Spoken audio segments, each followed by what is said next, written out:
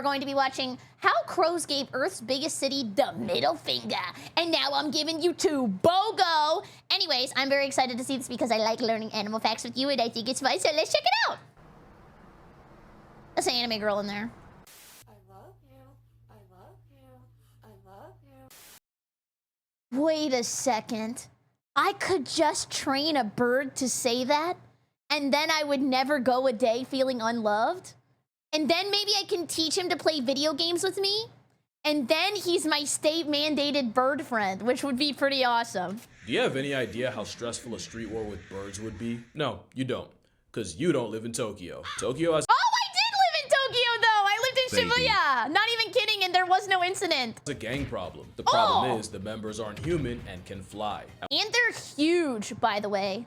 Like, the birds in Japan feel like they're, like, on, I don't know, roids or something. They're, like, this big, and they're really loud, and they, like, attack trash and stuff. At one point, there were more than 36,000 crows crowding the eastern capital, thanks to the massive amounts of trash produced by the city each year. Crows are basically monkeys minus thumbs, but with unlimited airtime, and they're kind of smart, right? Are these the birds where if you, like, do a favor for them, they remember you forever and bring you, like, snacks and jewelry and shiny stuff? corvids, along with others like ravens, jackdaws, and magpies, make up the smartest group of things with wings on the planet. Cool. Smart enough to use cars as nutcrackers, only to collect when the walk sign's on. And smart enough to memorize garbage routes for different parts of the city, just to snatch trash before the workers do. But a habitual feather menace won't just wait for you to trash it, as Tokyo crows have robbed people to steal their loot. The bird called Garasu has bloodied the faces of school children while trying to make off with candy, and have even broken into classrooms to raid lunchboxes. Jeez, I mean, Japanese food is pretty good. I don't blame them. They'll also storm zoos for a living lunch, often in the form of kidnapping baby prairie dogs and ducklings.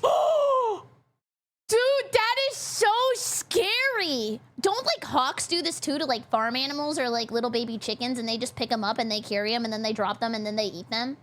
Oh my god, that is an Uber you don't want. Not to mention they'll attack livestock, pecking at the udders and causing cuts that can lead to infection. That is if they don't just bleed out. In 2017, Tokyo's government received over 600 I love the angry bird sound. What do you give that impression out of 10? You can be honest. complaints of civilians thrashed by the aerial urbanite, with most coming in the spring, their nesting season. Which brings another problem. Crows nesting in utility poles have caused blackouts, and using fiber optic cables as material has brought down entire broadband networks. One time, even shutting down high-speed bullet train service in Akita. Hundreds of millions in yen are spent each year removing nests, with the Hokuriku Electric Company stripping 15,880 in 2018. Oh my But somehow the god! crows seem to shake it off. How? Well, because the crows started making decoy dummy nests to lead them away from the real ones. How are they so smart they made fake homes in order to bait, like, having real homes? That is actually insane intellect, because they have to understand that they're getting their homes taken away. Then they have to think of a way to fix the problem. Then they have to think of a way to trick the humans. Dude, that's insane. They're probably gonna make computers in the next 3 years and get in, like, your video games. Crows and Tokyoites have been beefing for years, but it didn't escalate until a certain event in 2001, when one crow decided to dive bomb a man while he was playing golf. That man was Governor Shintaro Ishara, and he swiftly declared conflict on the corvids, with promises of changing Japan's national dish to crow pie. Crow meat pies? I mean, they're pretty huge. You could probably have, like, at least leftovers after you're done. They're giant.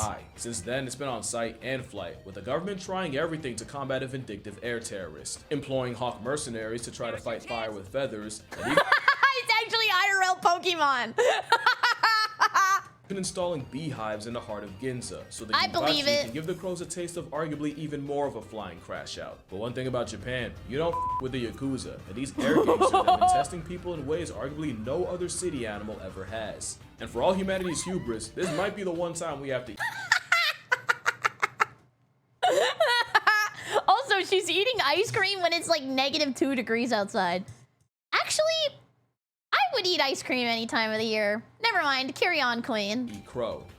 And not in the way that Chiji had in mind. So how did a bird manage to humble a nation the most since the Emu War of 32? Because at least emus are damn near dinosaur size. Well, like almost. Dude, but emus, they, like, won Australia, right? Like, there was, like, a huge war, and then they ended up, like, the victor? So, like, are crows gonna do the same thing, and they're gonna just defeat all of Japan? almost everything else, it started with our garbage. Tokyo produced 3.52 million metric tons of trash in 2001. Where does it all go, by the way? Like a landfill, but like Japan's kind of small. So they just have like a certain section that's just all trash? That's gotta be a lot harder when you don't have a lot of room to work with. The ocean? Oh, hell no! Oh, they burn it. Oh, dude, what they made me do when I lived in Japan, by the way, we don't do this in the US. It's actually kind of crazy that we don't. But you have to sort your trash. And what they told me where I lived was that other than sorting the trash into like plastic and paper and like food, I had to wash it. So I would sit there every single night and I would have to like wash the trash with like dishwater and like soap. And then I would have to put it into the recyclables because the recyclables are not supposed to have anything on it. But in the US, you just throw it all in one trash can. I'm not even kidding you. Like, if you're a good person, you recycle. But I would say like probably 60% of the people in the US don't recycle. In 1994, the government switched from black plastic bags for curbside pickup to semi-see-through calcium carbonate options. The intent was to reduce environmental impact, but a consequence was the scavenge happy could now see what was in the bags and had a much easier time finding takeout. In recent years, Tokyo has seen a rise in bears and boars commuting into the city for trash. He's kind of cute. Wild macaques have continued to be a problem. My what? My what is coming into the city and being a problem? But according to a wildlife management study, out of the 10 major invasive species, it was crows that caused the highest percentage of harm, and it was also crows that people were most in favor for lethal measures against. The gag is, crows in Tokyo aren't invasive, people just hate them off principle. But if just like the trash was the only barrier of entry, Japan would have more problems than a flying black Air Force. The problem is, crows had a counter for almost everything thrown at them. First is that... Well, first, no gun, right? What am I supposed to do? Go get like a rock and throw it at him? Like, a rock's not gonna move that fast. They're just gonna like, do a barrel roll. Crows have great memories and hold grudges. In 2006, remember that year, the University of Washington conducted an experiment where 7 crows were trapped and eventually released by people wearing scary masks. Not too long after, study leader Professor John Marsloff was strolling the campus with a mask when 47 out of the 53 crows he encountered violently rejected to his presence. Each following year, the number of vindictive, on-site campus crows grew and peaked in 2013. Dude, they didn't care who he was until he wore the mask. Even though at this point, they'd only see the mask twice a year for a few hours, and especially even though most of the crows on the offensive weren't even alive at the start of the study. It wasn't until September 2023 that the harassment eventually stopped, and it probably wasn't even that they forgot, just that it took 17 years for them to drop the vendetta. There's also the implication that crows can communicate so well that even those born after the study could instantly tell which masks meant bad. So yeah, that memory is good for more than just garbage. Dude, that's crazy because now there's just like generational hate against you. But wait, would that be good if you were really nice to them then? Because then they're gonna tell their families how much they like you and how much they love you, and then they'll just like do everything for you, and then maybe they'll have enough babies to where they can pick you up and like take you everywhere. I don't know, is that like a Naruto character who controls all the birds? You do wrong by a crow, you're screwed for a very long time. Yeah. Which Tokyoites have learned the stressful way. One man, Hiroshi Takaku, saw a couple of his colleagues being attacked by crows and fended them off by swinging his belt. Damn! Bring it around town! Crows backed off, but the next day, they returned to work to find hundreds of crows posted up on their building of business, waiting for them. So dude, they said this means war! Holy crap, you do not want to fight somebody who always has the high ground.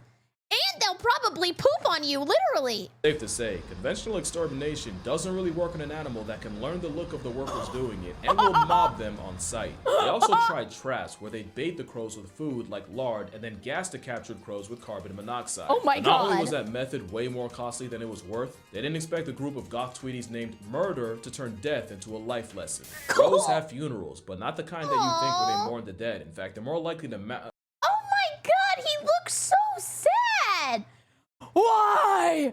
Why? Oh, okay, anyway. Wait. Oh, he wasn't screaming, he was... my bad. I think he was banging that body! I'm sorry. crow sees another dead crow, it'll often call out to the surrounding birds, and they'll all gather around the fallen member to investigate the cause of death. A study even found that the sight of the deceased triggers activation in the part of the brain associated with higher order decision making. Oh, they're necrophiliacs. Is that what it's called? Is that where it comes from? My The sight bad. of the deceased triggers activation in the part of the brain associated with higher order decision making. Because crows understand cause and effect, enough to realize that a threat to one is a threat to all, so they'll recruit others to investigate the cause of death. It's why crows will sometimes avoid a field Detectives. for years if they see a past tense crow there once. The same study also found that crows will harass any human seen near the corpse, likely pinning Jeez. the death on them, but will also do the same if they see a human with a hawk, probably So it's just like guilty until proven guilty?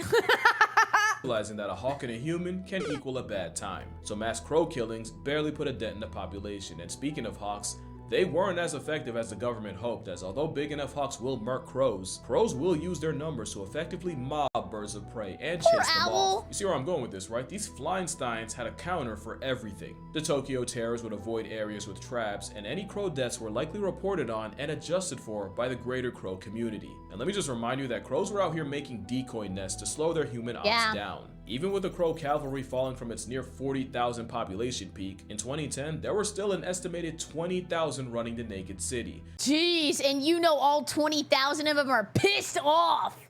Not one of them is happy. Causing the government to get even more creative. This is how bad it got. Tokyo had researchers studying more than 10,000 different crow sounds and isolating the specific sound they make in response to a predator and playing those calls on loudspeakers near trash sites. Basically what pilot whales do to orcas, Japan had to resort to with a bird. Dude, they have a lot of sound stuff in Japan. Like, they have the bird thing, and then they also do this thing outside of the stores. It plays like a really loud, like, ringing noise that's supposed to ward off, like, all of the children, because it's like one of those frequencies that only kids can hear. And it makes it so that there's less loitering. I still sort of hear it, but not that much. That's just your voice? Okay.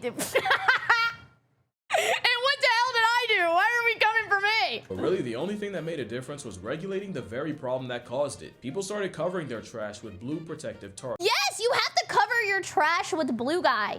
Then you have to make sure that everybody does it. And there's one person that's supposed to be the blue guy trash guy every single week. And they have to go out and they have to check and make sure all the trash is there. And Utsunomiya University professor Shuei Sugira helped develop a special yellow garbage bag that the crows couldn't see through. And it had to be a very specific yellow or else it wouldn't work. Many places like restaurants in Ginza pivoted to having their garbage collected at night instead of the crows' prime time of late morning. But by far, the most effective measure was just making less trash in the first place. And Tokyo's 3.52 million metric tons of trash in 2001 was cut down to 2.45 million in 2024. I'm actually shocked by that, and this is gonna be like an anti-Japan moment from me, but like everything in Japan is so much plastic waste. I'm surprised that number went down. You'll buy candy and everything will be individually wrapped. Or if you buy like any like household good, 9 pounds of plastic covering it. Eventually, the crow numbers would start to chip away, and in 2026, the population is only 20% of its peak 2 decades ago. That was the only way a trash terrorist was going to be beat, as bird experts noted that the traps would only work on younger, dumber crows, and that the birds even figured out how to work around the protective tarps. But some experts worry that the war isn't over, that it's only a matter of time before the next wave of street-smart crow fiends rise up again. Crows are just too smart to be defeated by conventional methods, because crows are not a conventional bird. And Damn! I keep seeing the little anime girl in there that I drew. Like, look, for people on YouTube, there's her bow, there's her hair, there's her head, there's her little skirt, and there's her feet that walk her to her perfect little math class. But what I'm saying is, like, this guy is swole. Look at how jacked he is. Well, to be honest, if you're, like, flying everywhere, you're definitely gonna have, like, some crazy arm strength. in fact, they might have the most unconventional form of self-defense. Crows are the biggest trolls in the animal kingdom, and I don't think it's close. So what if I told you the rage bait's strategic? Oh hell no. Now they got bird vehicles? Dude, that's crazy. You ever get tired of flying so you fly around on somebody else? This is like Sonic driving a car. Let me explain. Crows are omnivore opportunists, and a lot of those opportunities come from scavenging. But scavenging can put them up against much bigger, more powerful predators. So crows will often be so annoying that they force the competition to rage quit. And they'll do this by pulling feathers, and they'll do this to some of the largest birds of prey. This is what I do whenever I say something stupid on purpose to rage bait people in the comment section. Sure. Other sea eagles are big enough to catch an AI accusation, but a crow will still tail check them. And in this video, you start to see why, with this crow pulling up on 2 turkey vultures and repeatedly baiting one of them until the vulture finally has enough and makes it the bystander's problem, allowing the crow access to the bird bath. An even more extreme example was a crow arriving at a fresh carcass and waiting for stronger vultures to tear into the hide he couldn't. And with the gift box open, the crow immediately started pulling tails and testing patience, until eventually the troll bird instigated a vulture brawl, during which then he got them to fight each other? Holy crap, get this guy in a Call of Duty lobby. Right now. Actually right now. She snuck in and stole him a piece. It seems the habitual line stepping is a way for the crow to counter brawn with brain. But crows will use troll tendencies on anything from seagulls to eagles, from deer to dogs. Well, there's one animal that always seems to fall for the rage bait. The number of catfights provoked by crows is actually insane. Dude, be for real though. Cats are probably the easiest animal to rage bait. I don't know how to explain it, but it's kind of funny. I don't know what that crow said to that cat to make him crash out like that, but surely someone's mother was involved. And then they're always right there to enjoy the violent fruits of their instigation. Crows don't want peace. They thrive off progress. Oh no, not the duo Q. Just to hover above it like a boxing promoter. Now, it's possible the crows recognize the cats as a threat. This is a 900 IQ play to kill 2 birds. Be for real, that would make you mad. Be honest. You're stanced up about to fight somebody at a bar and somebody keeps poking you in the butthole. Yeah, you're done. Yeah. With 1 stone, but 2 cats with 1 crow. It would make sense for crows to turn cats on each other, especially if they have fledglings or a nest nearby. But crows are also smart enough to just do stuff for fun, and they're smart enough to use tools to do it. So I can 100% see crows using live cats as tools for their own amusement. Skyrim-ass crow must have been the wind. Especially since in a lot of these clips, the crows don't look like they have anything to gain. No food, no agenda, just— Dude. Okay, you know they're doing it for the love of the game if they're rage baiting hippos. That is the last animal I would mess with. Free will and love of the game. So what do you think? Anti-predator measures, resource access strategy, or just pure trolling? Who's to say it's not all 3? But whatever it is, it does unlock a new level of the crow's IQ. And they always have like a shit-eating grin. Like, look at him. Theory of mind is the ability to recognize that other beings have thoughts and mental states that can be used to predict or even manipulate behavior. Here's a quick test. Let's say person A puts a sandwich in the office refrigerator. What sandwich was that? Ham and cheese panini? But then person B comes along and takes the sandwich out the fridge and— Dude, I've never had an office job, but do people actually go in the fridge and eat food that's not theirs?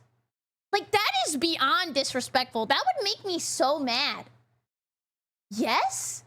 What the— why? All the time? Huh? Dude, what the hell? That is really, really bad. I don't think I would ever eat somebody else's food. Yeah, greedy, biblical greed. Like, make your own sandwich. Puts it in a pencil drawer. At lunchtime, where's the first place person A would look? If you have theory of mind, you'd say the fridge because that's where A left it, and you— Also, is that not like psychotic to leave a sandwich just out in the fridge on a plate? I don't know any food I would like absorbing fridge smell. You know that they don't know that person B is a sandwich thieving waste of carbon. Now, if you're thinking, well, obviously no shit. Well, congratulations. You have the emotional bandwidth of at least a toddler. But crows have shown advanced levels of theory of mind just by knowing that if they frustrate a cat long enough, the cat will eventually take it out on a fellow cat. Another example is crows will often hide food, but will also pretend to hide food if they know they're being watched, making a big show out of it and even making sounds associated with being happy, just to keep the food stuff in their beak and hide it for real later. And it's the crows that do the stealing that are most— Dude, he got the double stuffed Oreos. That's a big dub. That's definitely a win. Crows would definitely be the next species in line to achieve dominance if humans disappeared. All they need is to control fire.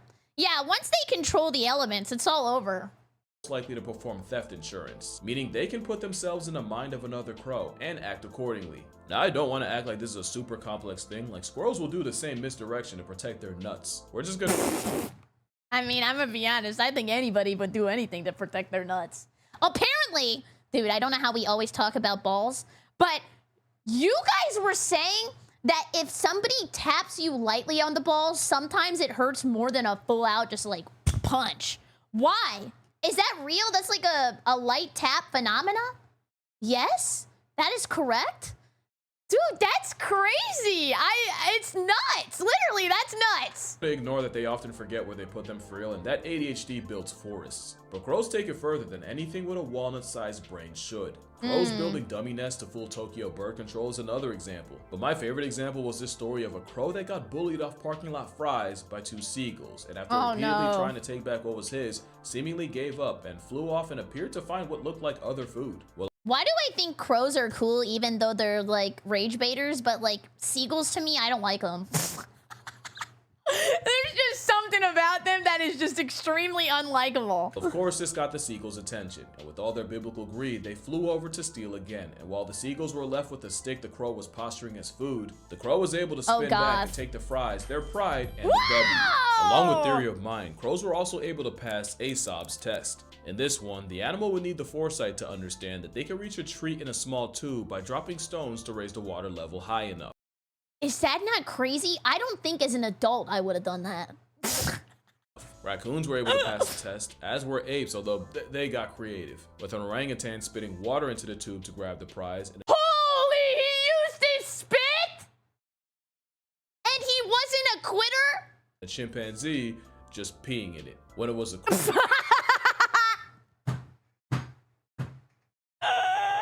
Not the straight up piss tactics. That is disgusting. Crows turned a step to the plate. Not only did they pass, they knew enough to use solid sinking objects over those that float, and understood that using the same logic with a tube full of sand made no sense. And I like the way they look around. Like, you can tell they're thinking. And I know that's a dumb thing to say, but if you're dumb like me, that made sense. That performance put the crow on par with a 5 to 7-year-old child, which again is pretty solid for an animal with a brain the weight of 3 nickels. Interestingly, crows did not pass the mirror test, and save for 2 European magpies, corvids in general didn't seem to recognize the bird in the mirror. But they do seem to understand the concept of reflection, with Caledonian crows able to find hidden food that was only visible by looking at a mirror from a certain angle. But forget everything I just said. Did you know crows can understand analogy? Huh? What's an analogy? Being able to clock an analogy like bird is to air what fish is to, water, was believed to be a strictly human trait, but studies show that primates like chimpanzees and even monkeys like baboons can learn the concept. So how do we figure out crows can too? I'm gonna explain, but first, you gotta lock in. I'm locked in! Okay, lock in. Yes! Alright, let's do it. Yeah. So this test, led by Edward Wasserman of the University of Iowa, started off pretty simple. First, they trained 2 hooded crows to match the correct card to the sample card. They'd have 3 cards and 2 cups. The card in the middle would be the sample card, and it would be something like 2 blue. Oh, they used 2 cups, one for the bitches and one for the crows. Blue circles, and the 2 cards would be on top of the 2 cups, and one card might be something like 1 red and 1 blue circle, and the other one could be a square and a triangle. See, now the crow would have to understand that the correct card would be the one that also has 2 circles, and picking the right one would reveal a juicy mealworm at the bottom of the cup. The other cup contains nothing, because wrong answers deserve nothing. Dude, did you guys in school have to raise a mealworm? We raised a mealworm, and then mine turned into a beetle, and I was scared. I didn't think all of that would come out of that. Another example would be if the middle card had 2 pink squares, and option 1 had a pink circle and a pink triangle, and option 2 had 2 green triangles, then the correct answer would be the one that also has all pink. The crows passed easily. But that wasn't the experiment. That was the warm-up. I just described identity matching to sample, IMTS. The real test would be if they could solve relational matching to sample, or RMTS. RMTS basically means if the sample pair is AA and your options are BB and CD, the right answer would be BB. You would pick BB. I get it, BB, I get it. If the sample was CD and your options were EF and GG, I would probably pick nuts. You'd pick EF. See, now that's analogical thinking, because AA and BB aren't literally the same, but they are in terms of the relationship the letters in the pair have to each other. So right here, the crow would have to understand that because the sample card has 2 different samples, then the card with the reward would also have 2 different shapes. Nice. Alright, try it again. Bueno. Damn! He's crazy at the game! Now you want Dude, yeah, you're right. He is smarter than a lot of people I know. Get him in Congress. to hear the kicker?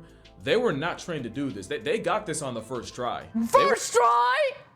Holy! They went straight from IMTS to analogical thinking, completely on their own. We're still talking about crows here. And Wasserman Wow. said it'd be one thing if they were brute forced into learning, but the fact that they were able to reason their way into the right answer on the fly, you almost have to reevaluate how smart you think they are. Yeah. And that's why you're not ready for the crow revolution. Wait, could you have a pet crow then? That would be kind of cool. It seems like they kind of like messing around and being funny and being around people. Like, why not have a pet crow? Some people do. It's illegal. Oh, with the falconry license.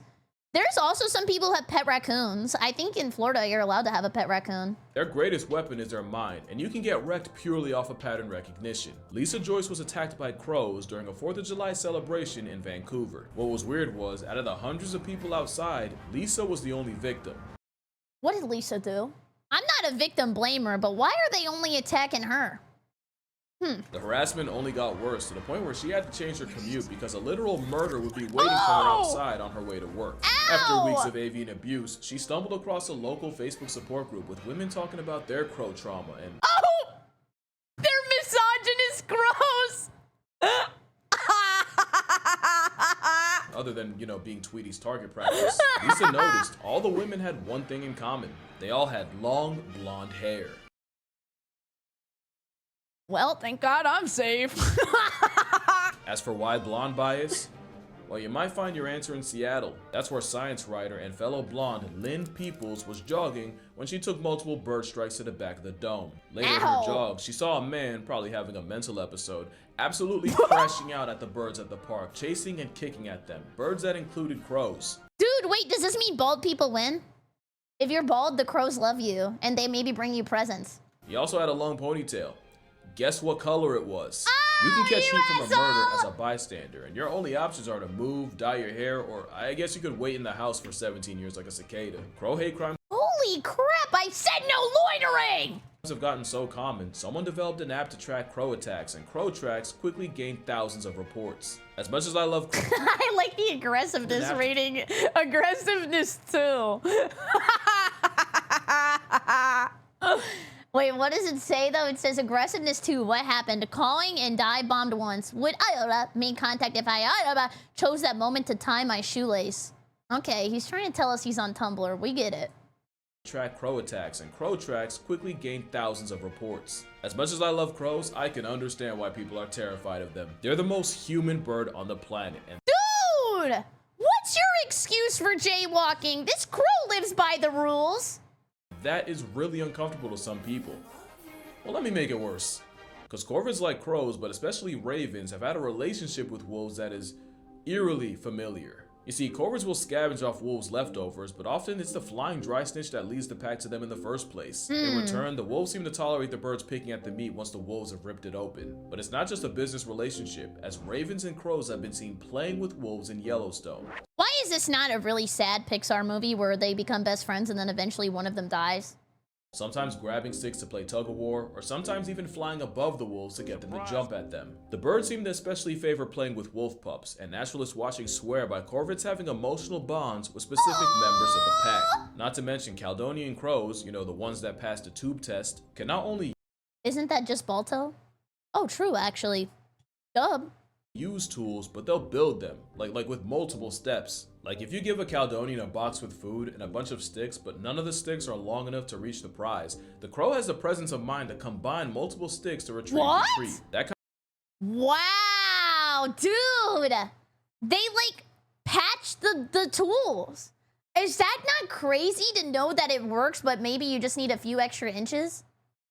Don't think about that too much. of compound tool use basically puts them at primate tier. So let's see here, able to use tools, hold grudges, wage straight up war, befriend wolves, understand analogies. Yeah, either they're the humans of birds or we're the crows of primates. And that's probably the biggest reason why people fear them. They're arguably the biggest threat to human hubris. If Thanos snaps us all out of existence, don't be surprised if we come back to a black Air Force in the driver's seat. And that's gonna do it for this video. Drink water, hug your mother. I for one welcome our imminent avian overlords. I like just for them. anyone watching. Yeah. Acknowledge your father, and I'ma see y'all in the next one.